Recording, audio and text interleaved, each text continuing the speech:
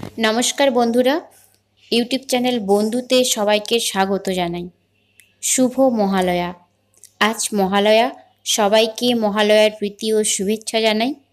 দেবী পক্ষের সূচনায় জানাই আরজিকর কাণ্ডের দোষীরা শাস্তি পাক।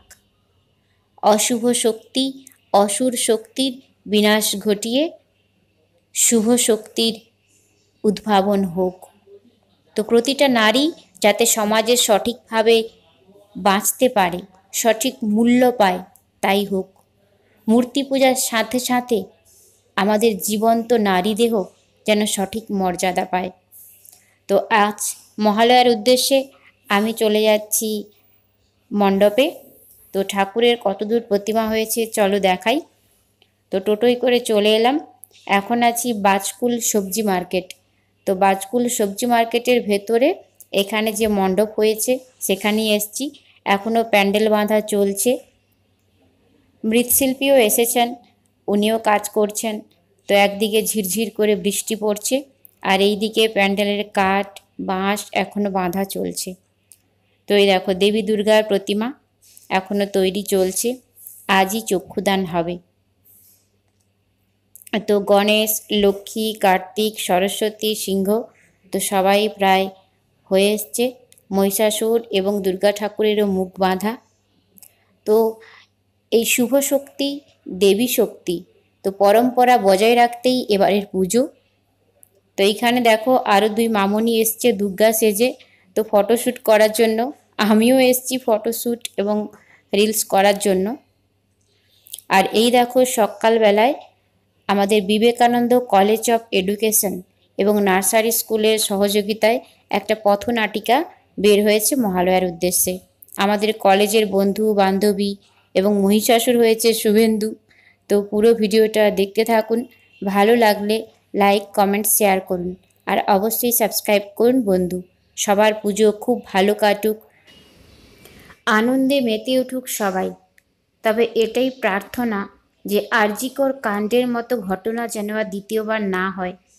মেয়েটার নাম মুছে গেছে পৃথিবী থেকে, তার মা বাবা শোকাহত একমাত্র সন্তানকে হারিয়ে। তো সেই নারীর মতো ঘটনা যে অপর একটা নারীর সঙ্গে হবে না তার কোনো কারণ নেই। তো সবাই সচেতন থাকুন, শুভ শক্তির সম্মান দিন, আর অশুভ শক্তির বিনাশ হোক, এটাই কামনা করা। পুজো হোক, সবাই ভালো থাকুন, সুস্থ থাকুন। পরম্পরা বজায় রাখার জন্যই পুজো, তবে সেটাকে মান্যতা দিন।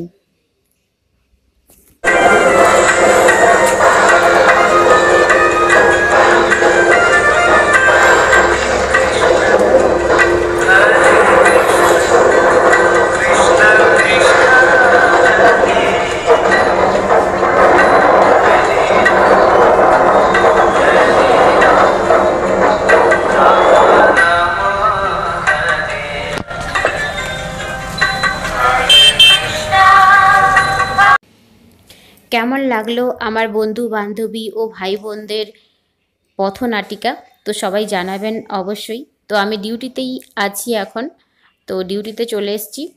পুজো মানেই আমাদের প্রচুর চাপ থাকে, তো কোথায় ঘুরতে পারবো কোথায় যেতে পারবো জানি না।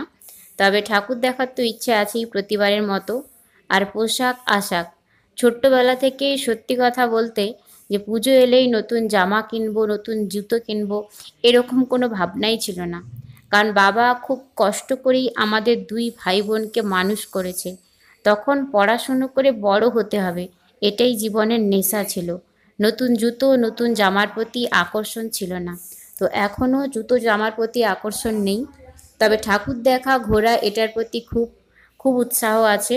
তো ঘুরতে যাই, খাওয়া দাওয়া হোক না হোক, বাড়ির শুকনো মুড়ি খেয়েই আমরা ঠাকুর দেখতে যাই, কিন্তু ঠাকুরটা দেখব, এটাই হচ্ছে আনন্দ উৎসব। কারণ সবার মধ্যে নিজেকে ভালো রাখতে হবে, নিজে ভালো না থাকলে অপরকে ভালো রাখবে কিভাবে। তাই সবাই ভালো থাকুন, সুস্থ থাকুন।